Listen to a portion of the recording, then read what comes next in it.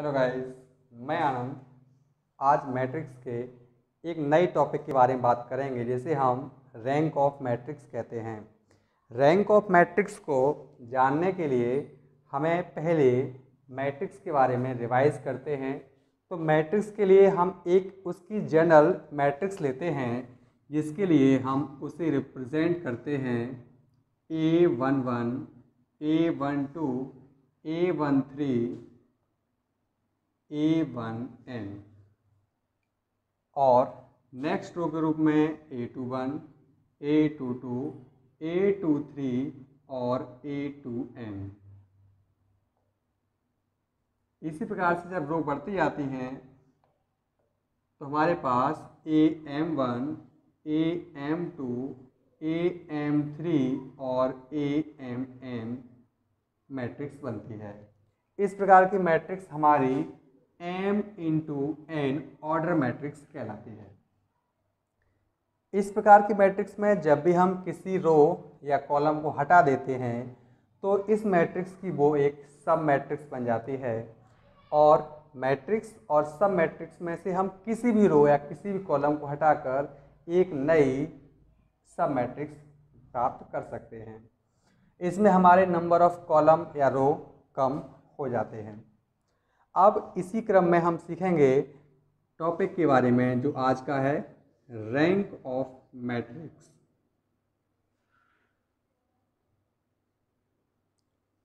Rank of matrix के बारे में जानें तो हम पहले पढ़ के आए हैं 12th वगैरह में कि हमारा मॉड ए जब हमारा 0 होता है तब इसे हम सिंगुलर कहते हैं और जब हमारा मॉड ए 0 नहीं होता तब इसे हम नॉन सिंगुलर कहते हैं। सिंगुलर और नॉन सिंगुलर के लिए हमारे पास अभी तक यही दो कंडीशन थी। मॉड ए से मतलब हमारा डिटर्मिनेंट से होता था।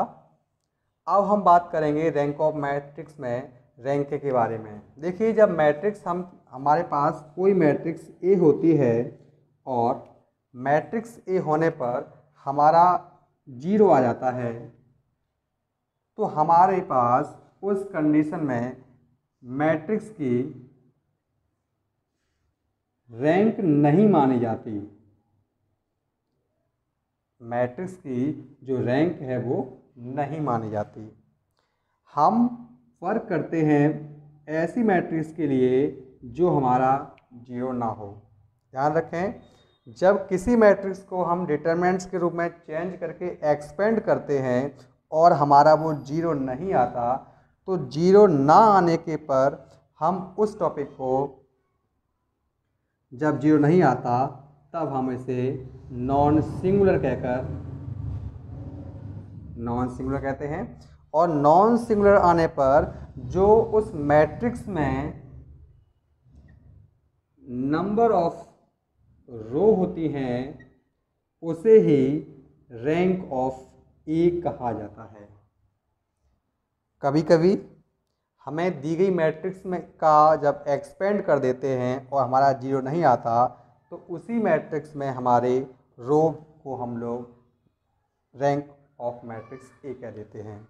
लेकिन जब हमारा वो 0 आ जाता है, मतलब जब हमारा मैट्रिक्स मॉड ए 0 हो जाता है तो इसे हम सिंगुलर कहते हैं। सिंगुलर कहने के बाद जब हमारे पास मैट्रिक्स सिंगुलर है तो हमारे पास उसकी रैंक फाइंड नहीं होती। उसके बाद हम उसमें कुछ ऑपरेशन करते हैं।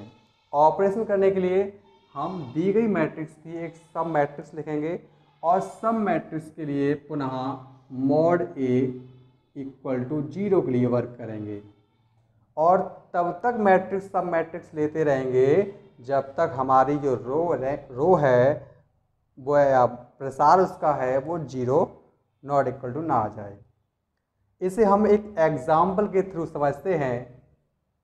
जैसे हम एक एग्जाम्पल के लिए मैट्रिक्स ए लेते हैं, अननोन रहती है, जैसे 2, 3, 4, 3, 1, 7, 4, 2, 1।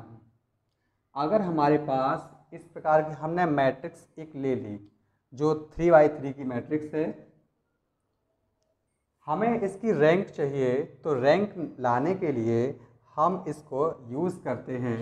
तो मॉड ए मतलब इसका मतलब होता है डिटर्मिनेंट ऑफ ए। तो 2 3 4 3 1 7 4 2 1 के रूप में सॉल्व करेंगे। जब हम सॉल्व करते हैं या एक्सपेंड करेंगे तो 2 के लिए 1 - 14 हो जाएगा। -3 के लिए एक्सपेंड में हमारे पास 3 - 28 हो जाएंगे। और +4 के लिए हमारे पास 6 - 4 हो जाएगा। इस प्रकार से देखें तो ये -26, यहाँ पर -25 बचेंगे तो ये +75 हो जाएंगे और प्लस का 8 हो जाएगा। तो इसे हम देखें तो हमारे पास ये 57 हुए जो नॉट इक्वल टू 0 थे। इसीलिए इसकी जो रैंक है वो रैंक देखें तो ये हमारी R1, ये R2 और ये R3 है। तो इस प्रकार की रैंक जो कि रो 3 है और नॉट इक्वल टू मॉड ए जो हमारा है वो नॉट इक्वल टू 0 है। तो इस समय rank of A equal to बोला जाएगा 3। इसे रैंक ए इक्वल टू 3 भी कहते हैं। कभी कभी जब हमारे पास इस प्रकार का मॉड 0 हो जाता है, ऐसे हम ए के रूप में लेते हैं 2 3 4 5 6 7 8 9 10 जैसी जब वैल्यू लेते हैं तो हमारे पास ऐसे डिटरमिनेंट निकालते हैं। तो इसके लिए देखें ये एक अननोन थी, सिर्फ नोट कर लिया गया। जब इसका प्रसार करेंगे तो ये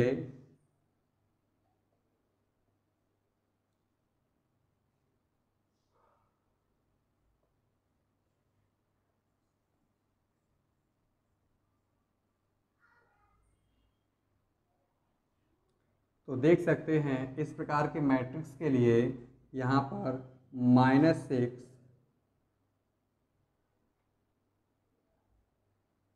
इक्वल टू 0। हमने देखा कि हमारा मॉड ए था वो हमारा इक्वल टू 0 हो गया। 0 होने की वजह से ये हमारा सिंगुलर हो गया। अब इस कंडीशन में हमारी मैट्रिक्स हम फाइंड आउट नहीं कर रैंक नहीं निकाल सकते। तो इसकी एक सब मैट्रिक्स लेते हैं। सब मैट्रिक्स में हम कोई रो या कॉलम को छोड़कर सॉल्व करेंगे। तो अपने रो निकाल दिया।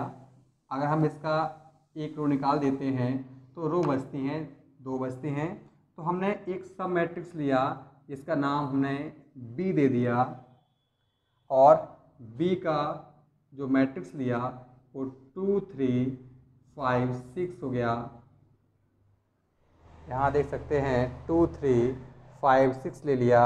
इस कंडीशन में देखें तो हमारे पास देखें तो 12 - 15 हो गए जो -3 हो जाता है। और हमारे पास b नॉट इक्वल टू 0 रहता है अगर हम इसका डिटर्मिनेंट निकालते हैं तब। इस कंडीशन में देखें तो हमारे पास जो डिटर्मिनेंट था वो नॉट इक्वल टू 0 है। इसीलिए रैंक ऑफ मैट्रिक्स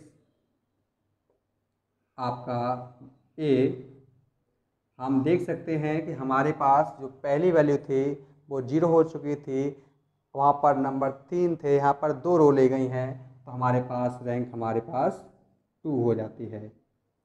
अगर ये इस समय भी 0 आती तो हम लोग फिर एक सिर्फ 1 के लिए वर्क करते तो वहाँ पर 1 हमारी रैंक आती। इसी प्रकार से हम रैंक के बारे में और अधिक सीखेंगे नेक्स्ट वीडियो में। Thank you.